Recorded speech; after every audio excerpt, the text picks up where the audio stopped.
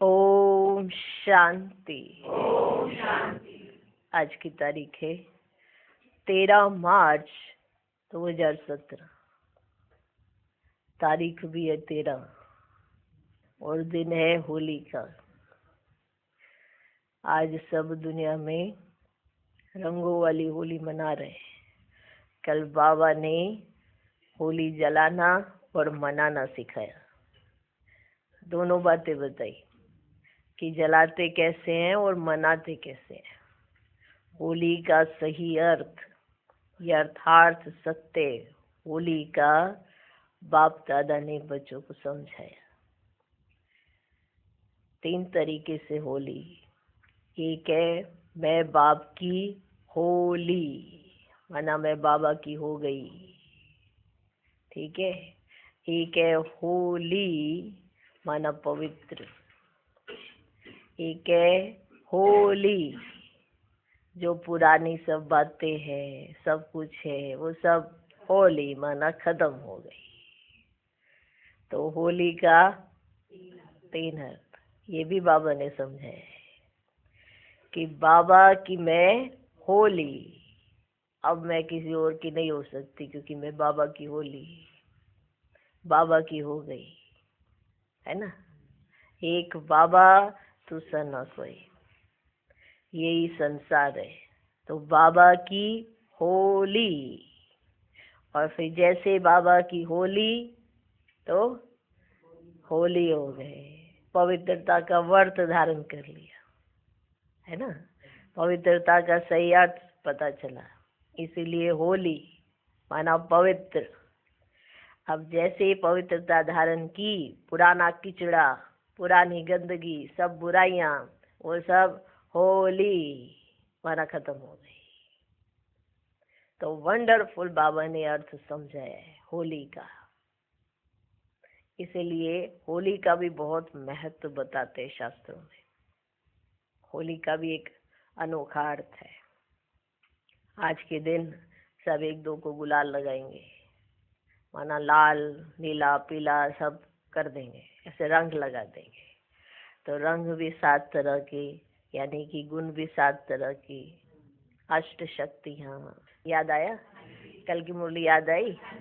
तो बाबा ने पूरा श्रृंगार किया। तो आज रंगों से सब पूरे ऐसे रंगे हुए होते हैं, समझते हैं यही आज की होली के दिन का श्रृंगार है।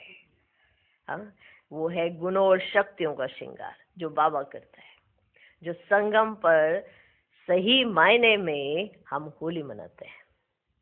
ये है यथार्थ होली, जिसमें बाबा के होली हो गए, पवित्र हो गए, और जो पुरानी सब बातें वो होली माना भूल जाओ, बिंदी लगा दो। सब पुरानी बातों पर क्या लगा दो? बिंदी लगा दो। नया शुरू, नया शुरू, पुरानी बातें खत्म। बाबा अपने बच्चों को देखो कितना भरपूर करते हैं ना। हाँ, तो इसीलिए दुनिया वाले भी एक दो को खिलाते पिलाते हैं, है ना। बाबा ने झोली भरी है, उन्होंने रंग लगाया, एक दो का मुख मीठा करते, गले लगाते। बाबा ने हमें अपने गले का हार बनाया। मुख मीठा करना माना मुख से मीठे बोली बोलने, रतन ही निकालने, कड़वे वचन बोलने ही नहीं है, ठीक है। मुख से रतन ही निकले। तो बाबा ने सच में हमारे साथ होली मनाई, आपने मनाई। तो होली की आप सभी को बहुत बहुत मुबारक हो, मुबारक हो, मुबारक। तो सच्ची होली वो एक दिन मनाएंगे, अब पूरा संगम मनाएंगे। कौन सी होली? सच्ची होली माना बाबा की होली। होली हो गई आत्मा, और बाकी सब बातें होली माना खत्म हो गई। इतनी वंडरफुल बात है। और ऐसा रंग बाबा के ज्ञान का, ऐसा रंग लगा है जो कोई उतार नहीं सकते। ऐसा रंग चढ़ गया है, बाबा के रंग में रंग गई आत्मा, रंग गई, तो दूसरा कोई रंग लग नहीं सकता। किसी और का संग, किसी और का रंग लग नहीं सकता। बाबा के रंग में रंग गई आत्मा, रंगी दिखाई दे रही है। अब किसी को रंग लगा ही हुआ हो, कहते हैं पहले इसको रंग के आते हैं, देखते हो तो पहले ही रंगा हुआ है। हाँ, ऊपर से जरूर लगा देते हैं पर मालूम है इसे तो पहले ही रंगा हुआ है। तो आपके ऊपर बाबा का रंग पहले ही चढ़ा हुआ है, तो माया भाग जाएगी। वो चाहती है अपना रंग लगाना, लेकिन बाप का रंग आप पर लगा हुआ है, तो किसी और का रंग लग नहीं सकता। एक बाबा तो साना कोई, इसलिए 13 हो गया सब कुछ। तो आज की तारीख भी आ गई 13, ठीक है, 13 मार्च 2017। साकार महावाक्य। बाबा कहते मीठे बच्चे, बाप ही तुम्हारा बाप, टीचर और गुरु है। उनका जीते जी बनकर माला में पिरो जाना है। आज का प्रश्न, तुम बच्चे किस निश्चय के आधार से पक्के ब्राह्मण बनते हो? उत्तर, तुम्हें पहला निश्चय हुआ कि इन आंखों से देह सहित जो कुछ दिखाई देता है ये सब पुराना है, ये दुनिया बहुत छीछी है, ये हमारे रहने लायक नहीं। हमको बाप से नई दुनिया का वर्षा मिलता है। इस निश्चय के आधार से तुम जीते जी इस पुरानी दुनिया और पुराने शरीर से मरकर बाप का बनते हो। तुम्हें निश्चय है कि बाप द्वारा ही विश्व की बादशाही मिलती है। आज का गीत है, मरना तेरी गली में, जीना तेरी गली में। ओम शांति। ये बच्चे गीत गाते हैं, जो पत्थर बुद्धि थे वे अब गीत गाते हैं पारस बुद्धि बनने के लिए। एक गीत भी है, पत्थरों ने गीत गाया है ना, ये गीत है ना। वह पत्थर तो गीत नहीं गाते, बाबा ने कहा एक गीत भी है, पत्थरों ने गीत गाया। वह पत्थर तो गीत नहीं गाते, परंतु पत्थर बुद्धि मनुष्य गाते हैं। पत्थरों ने गीत गाया, अब पत्थर तो गीत नहीं गाएंगे, फिर कौन गीत गा रहा है? पत्थर बुद्धि मनुष्य गाते हैं। अब तुमको ईश्वरीय बुद्धि मिली है, मिली है ईश्वरीय बुद्धि। ईश्वर ने अपने बच्चों को बुद्धि दी है, तो मिल गई ईश्वरीय बुद्धि। ईश्वर ने अपने बच्चों को बुद्धि दी है। जब हम ईश्वर के बने हैं तो देह सहित हम सारी दुनिया को भूल जाते हैं, क्योंकि ये रहने लायक दुनिया नहीं है, बहुत छीछी है, इसमें बहुत खिट खिट है, घोरक धंधे है, कोई सुख नहीं है। इसलिए हम आपके गले में पिरोए जाते हैं। अपने को आत्मा निश्चय कर हम आपके ही बन जाते हैं, तो पुरानी दुनिया, पुराने शरीर से दिल हट जाती है, क्योंकि जानते हैं आपसे हमको नई दुनिया का वर्षा मिलता है। तो ये आत्मा कह रही है बाबा से कि हमारी दिल हट गई है, पुरानी दुनिया से हट गई है, हट गई है। कौन कहते हमारी हट गई है? पक्का देख लो, सोच के बोलना ऐसे। तो पुरानी दुनिया, पुराने शरीर से दिल हट जाती है, क्योंकि जानते हैं आपसे हमको नई दुनिया का वर्षा मिलता है। जब तक यह निश्चय नहीं तो वह ब्राह्मण बन ना सके। जब तक यह निश्चय नहीं कि पुरानी दुनिया, पुराना शरीर ये किसी काम के नहीं, तब तक ब्राह्मण बन ना सके। जीते जी बाप का बनना है। निराकार बाप को कहा ही जाता है बाबा। क्या कहा जाता है? बाबा। आप हमारे बाप भी हो, शिक्षक भी हो, सतगुरु भी हो। आप हमें प्रत्यक्ष फल देने वाले भी हो। बाप भी हो, शिक्षक भी हो, सतगुरु भी हो, प्रत्यक्ष फल देने वाले भी हो। माना आप कुछ भी करेंगे ना, साथ साथ आपको फल मिलेगा, प्रत्यक्ष फल, तुरंत, अभी अभी। ठीक है, तो प्रत्यक्ष फल देने वाले भी हो। बाप के रूप में विश्व की बादशाही का वर्षा देने वाले हो। बाबा आया, बाप है ना हमारा, वेद का बाप है, आत्मा का बाप है, तो विश्व की बादशाही का वर्षा देने वाले भी हो। शिक्षक के रूप में सारे ब्रह्मांड और दुनिया के आदि मध्य अंत की नॉलेज देते हो। बाप के रूप में विश्व की बादशाही, शिक्षक के रूप में ब्रह्मांड, विश्व के आदि मध्य अंत की क्या देते हो, नॉलेज देते हो। सतगुरु के रूप में हमें मुक्ति धाम में साथ ले जाएंगे।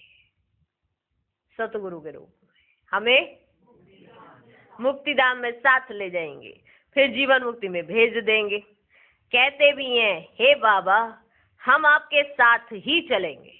सब कहते हैं ना, बाबा चलेंगे तो हम आपके साथ ही चलेंगे। आप ही हमारे सच्चे सतगुरु हो। वो गुरु लोग तो साथ नहीं ले जाते, उनको तो मुक्ति, जीवन मुक्ति के रास्ते का भी मालूम नहीं है। वो गुरु तो आपको ही सर्वव्यापी कह देते हैं, तो वर्षा कौन देंगे? आपको ही सर्वव्यापी कह देते हैं, तो फिर वर्षा कौन देंगे? किसको कहेंगे? ओ गॉड, अभी तुम बच्चे जानते हो हम निराकार शिव बाबा के बच्चे हैं। किसके? क्या है? क्या है? अभी उनके बने हैं ना, है ना? कैसे?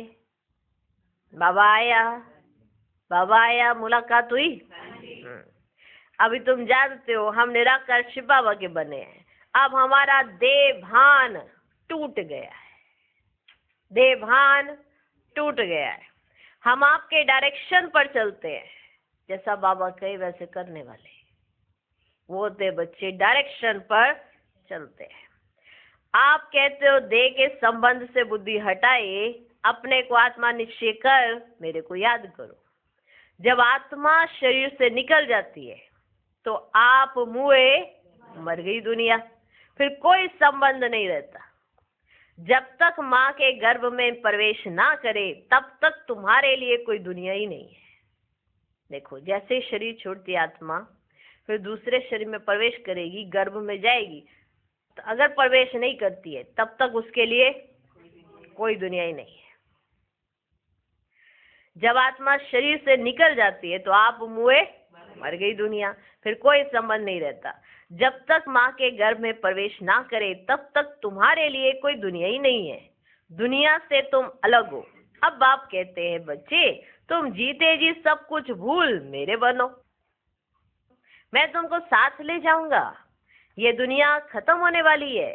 देवताएं कब पति दुनिया में नहीं आते हैं, लक्ष्मी का आह्वान करते हैं ना, लक्ष्मी का आह्वान करते हैं तो सफाई आदि बहुत करते हैं।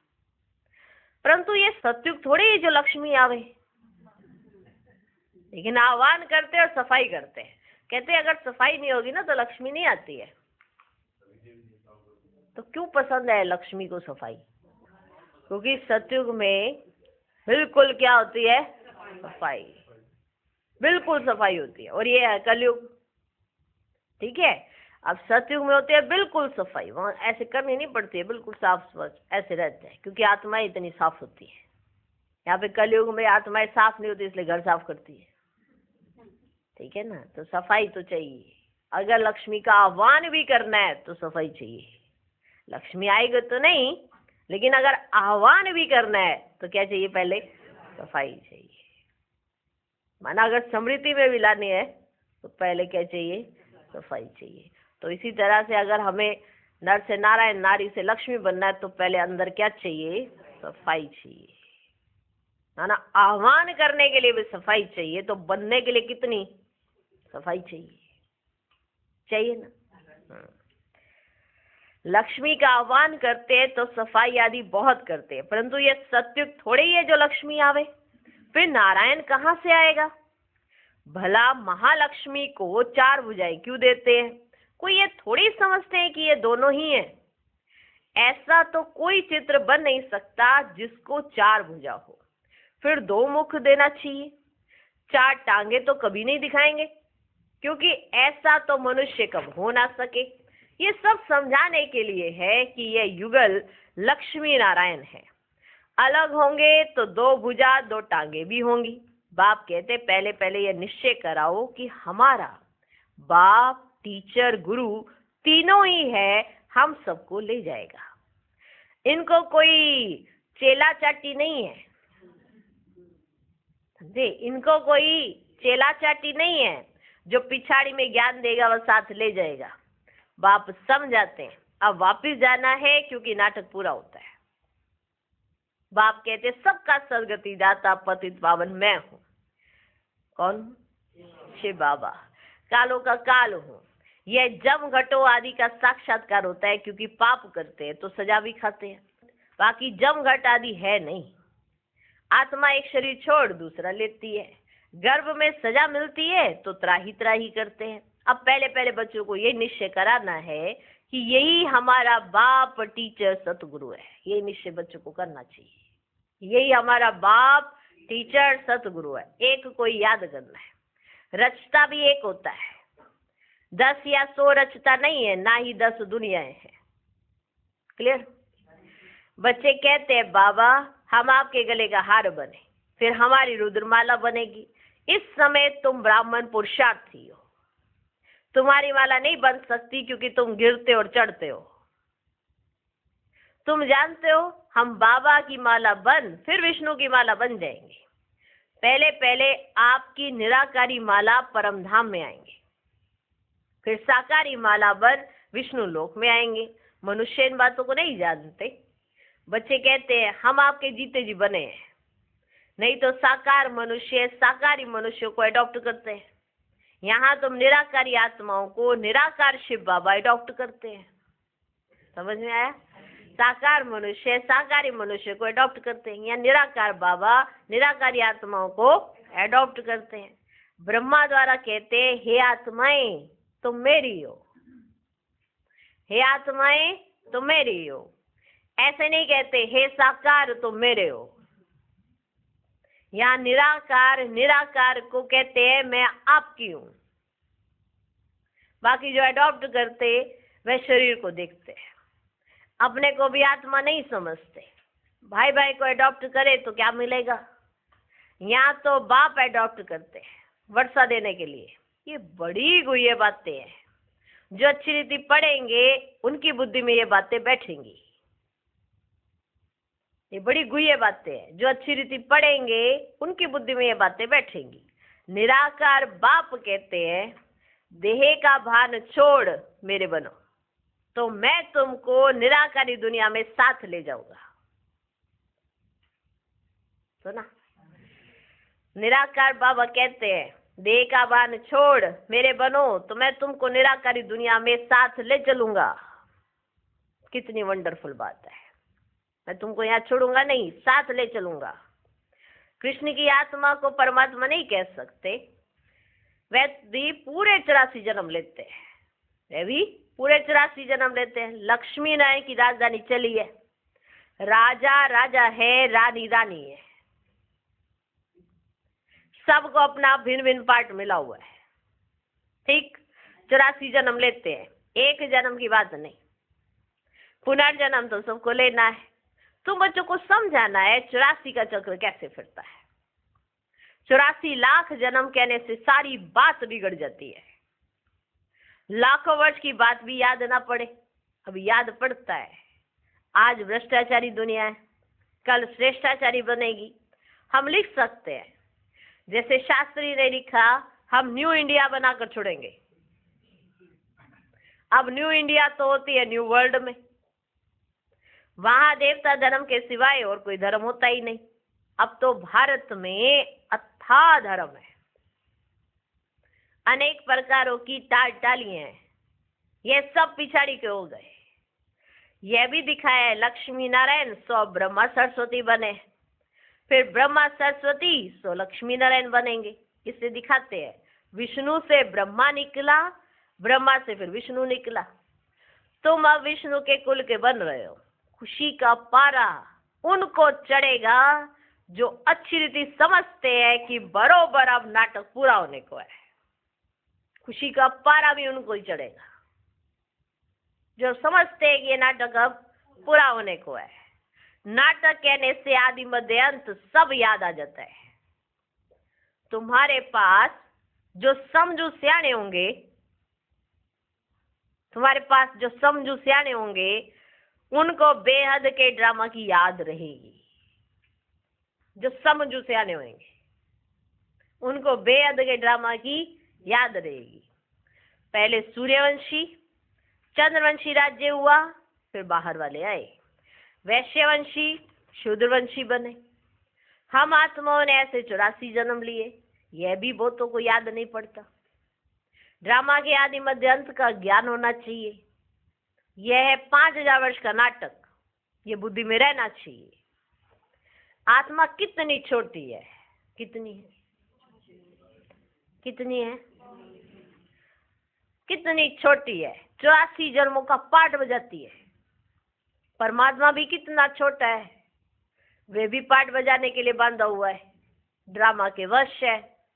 संगम होगा तो उनके पाठ बजाने का टाइम इमर्ज होगा। जैसे ही संगम आएगा वैसे ही परमात्मा के पाठ बजाने का टाइम आ गया, ठीक है, और उन्हों को अपना पाठ इमर्ज हो जाएगा। समझा? शास्त्रों में फिर लिख दिया है कि भगवान को संकल्प उठा कि नई सृष्टि रचूं, परंतु लिखा ऐसा है जो कोई समझ ही ना सके कि परमात्मा को संकल्प उठा कि नई सृष्टि रचूं। लेकिन जैसे ही पाठ शुरू होने वाला था तो बाबा आया और फिर वो सब कुछ इमर्ज हो गया। कितनी वंडरफुल बात है ना? शास्त्रों में फिर लिख दिया है भगवान को संकल्प उठा के नई सृष्टि रचूं, परंतु लिखा ऐसा है जो कोई समझ ना सके। वह सब है पास्ट की बातें, पास्ट की बातें। तुम तो प्रैक्टिकल पार्ट बजा रहे हो, तुम तो प्रैक्टिकल पार्ट बजा रहे हो। तुम जानते हो हमारा बाप, टीचर, गुरु तीनों ही है। लौकिक बाप को कभी ऐसे नहीं कहेंगे, गुरु को तो गुरु ही कहेंगे। या तो तीनों ही एक है, या तो तीनों ही एक है। ये समझने की बातें हैं। नॉलेजफुल गॉड फादर को ही कहते हैं। उसमें सारे झाड़ की नॉलेज है, क्योंकि चैतन्य है, आकर के सारी नॉलेज देते हैं। अब तुम बच्चे जानते हो कि हम इस देह को भी छोड़ बाबा के साथ चले जाएंगे। जब तुम कर्मातीत बन जाएंगे तब तुम्हारे में कोई भूत नहीं रहेगा। जब तुम कर्मातीत बन जाएंगे तुम्हारे में कोई भूत नहीं रहेगा। देह अभिमान का पहला नंबर भूत है ना? सब भूतों से निपट रहे तो ये अहंकार, ये अभिमान, माना भगवान के सामने भी हम भगवान बन के खड़े हो जाते हैं। सोचा है कभी इस बात को? माना बाप के आगे बाप, अगर हम ये बता रहे हैं कि हम राइट हैं या आप इधर से सही नहीं है, आप ऐसे नहीं कर रहे, ऐसे नहीं कर रहे, ऐसे नहीं कर रहे, तो इसका अर्थ क्या हुआ? आप बड़े हो गए ना। अगर बच्चा माँ बाप को समझ देने लगे तो क्या कहा जाएगा, है ना? पर ये जो देह अभिमान का भूत है ना, ये बहुत बड़ा है। इसी ने सारा सत्यानाश किया हुआ है। नहीं तो अभी तक तो कर्मातीत अवस्था आ जाती, एक यही बात समझ आ जाती। तो देह अभिमान का पहला नंबर भूत है। इन सब भूतों का बड़ा है रावण। भारत में ही रावण को जलाते हैं, परंतु रावण क्या चीज है कोई जानते ही नहीं। ये दशहरा, रक्षाबंधन, दीपमाला कब से मनाते आए हैं कुछ भी पता नहीं। आखिरी ये रावण मरना है, ये ऐसे ही चलता रहेगा, कुछ पता नहीं पड़ता। रावण को जलाते हो फिर जी उठता है, क्योंकि उनका राज्य है। सत्युग में रावण होता ही नहीं, वहां योग बल से बच्चे होते हैं। जबकि योग बल से तुम विश्व के मालिक बनते हो, तो क्या योग से बच्चे पैदा नहीं हो सकते?